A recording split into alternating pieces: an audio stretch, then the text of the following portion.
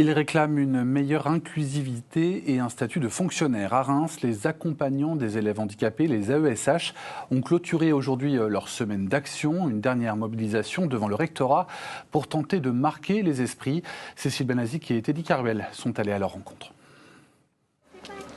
Ils ont déposé des cartables remplis de revendications et témoignages. Des enseignants et des AESH accompagnant d'élèves en situation de handicap se sont réunis devant le rectorat de Reims avant d'y être reçus pour alerter sur les problématiques de l'école inclusive. Il faut un renforcement des équipes médico-sociales. On a besoin de travailler beaucoup plus avec les associations locales. On a besoin d'aide parce que les enseignants et les AESH ne peuvent pas eux seuls régler tout le problème que représente l'inclusion. Les AESH sont également venus dénoncer leurs conditions de travail précaires. Elles réclament depuis plusieurs années un nouveau statut.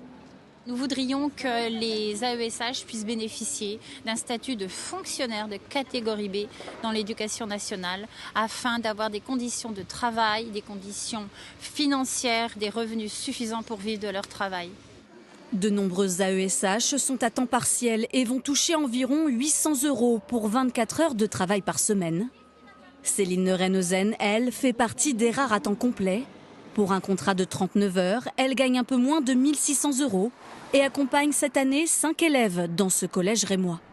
Dans d'autres établissements, le nombre d'enfants suivis peut être plus important. C'est déjà arrivé que j'accompagne 17 élèves par semaine avec des troubles différents, de différents niveaux scolaires, sur différentes filières. Quand on accompagne 17 élèves, on imagine bien que le taux horaire de chaque élève notifié n'est pas forcément respecté. Dans ces 17 élèves, il est arrivé parfois que un élève MDPH soit accompagné 1 heure par semaine. Ces AESH réclament aussi plus de formation, de reconnaissance. Sans cela, plusieurs pourraient choisir de démissionner en fin d'année scolaire.